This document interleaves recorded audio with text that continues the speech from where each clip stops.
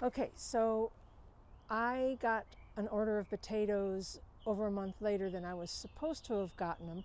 They had some problem getting them out. So I have no garden space, but I don't want the potatoes to go to waste. So I've seen potato towers, positive and negative, about them on the internet, on YouTube. So I thought, well, we'll give it our own experiment. We've already built one. I'll show that to you in just a little bit. But we're going to show you our making of a potato tower. If you look right over here, we got wire, which I have always typically called goat wire, and we made a cylinder. It's about a little, maybe 24, maybe 26 inches across. We secured the cylinder with fiber ties right here. Then we have a stake that Bill sharpened the end on, beat it into the ground about 18 inches. Then we secured the cage to the stake with screws and washers.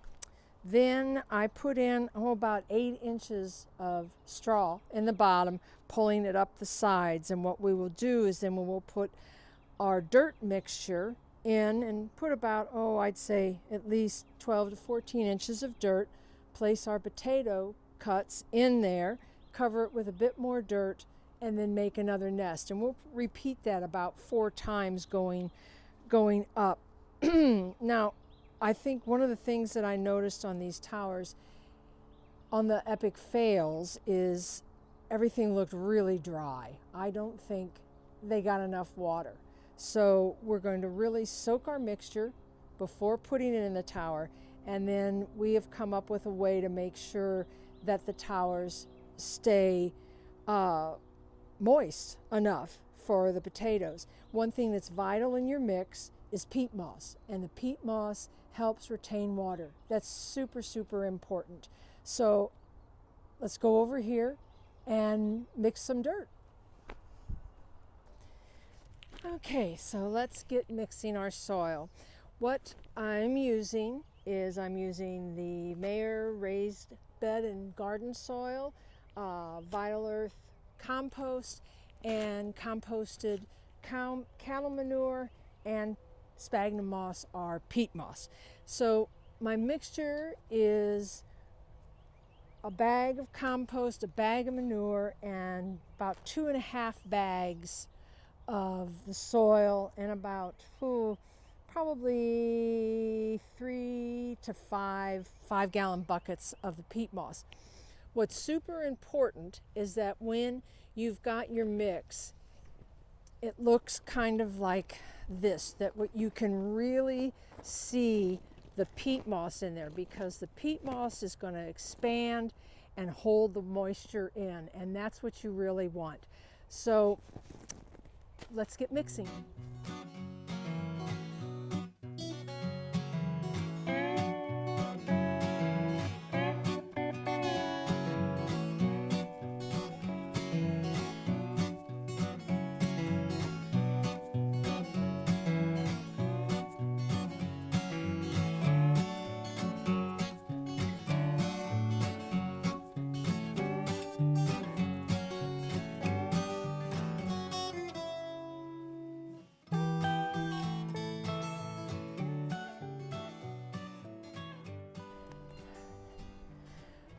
Okay, so I think we've got it pretty well mixed up. We're going to get the hose now and soak it down really, really well, and then we'll start building our nests. Okay, so now we're just going to wet this down really, really well. Kind of make it kind of muddy.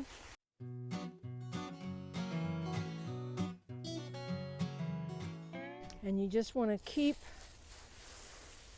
soaking and turning and mixing until all of your dirt looks like that.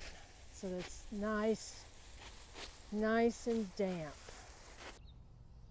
Okay, my dirt is all mixed and moistened. I've got my bucket here filled with dirt, full enough that I can handle it easily. It'll take probably about 3 to 4 buckets of dirt to build the layer. Now I've cut my potatoes and I've dusted them all with sulfur. And the reason I've dusted them with sulfur is that they're freshly cut, and the sulfur will help them not rot in the ground. It'll help seal it off. Typically, I'll cut my potatoes and let them sit out and do what they call a chitting, which gets kind of a mummified texture to where the cut is. Now you want a potato that's got at least 4 or 5 eyes that are sprouting. I typically like my potatoes to be further along and they're sprouting than this, but I'm under the gun since this is so late in putting these in the ground. So we're going to start building it now.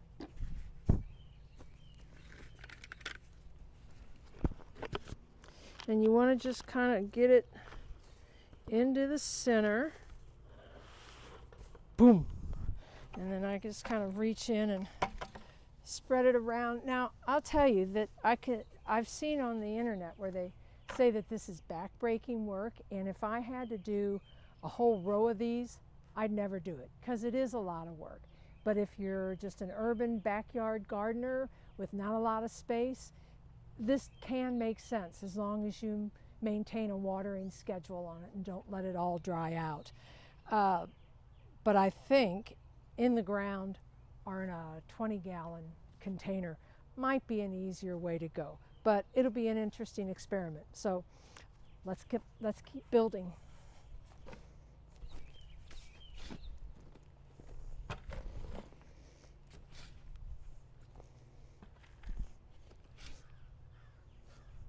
And you can see the peat moss running throughout the dirt.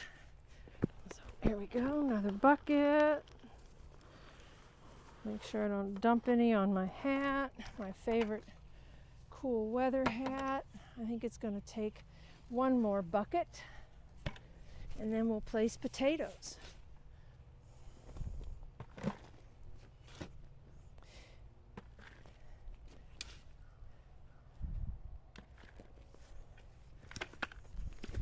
I don't want to fill the bucket up too much that I hurt my back in lifting it.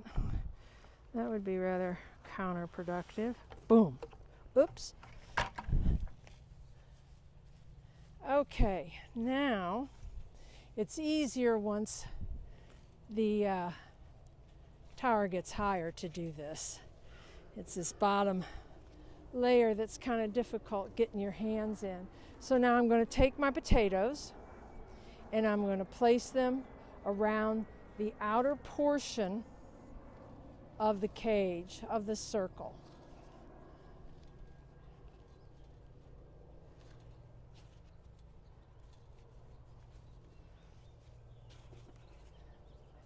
Actually, I'm just going to plop them in like that. Some of them were pretty small, so I figured I'll just put them in whole. I think I'll put 2 more. Move my hat.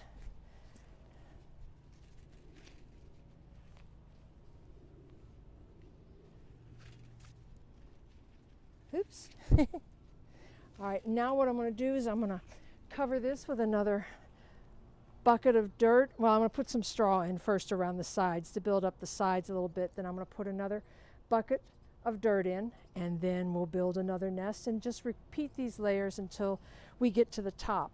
One thing I'm going to do also is that I have this 2-inch PVC, and I drilled holes in it all the way around. What I did is I put it in the vise and drilled straight down and made 2 holes at once, and then just offset the others. And what I'm going to do is that I'm going to put this in to the dirt, probably about right here, and start building around it so that when I water, to make sure I get water all the way down, I'll put water into the PVC pipe, and in theory it'll leak out through the holes. Okay, so let's finish the tower.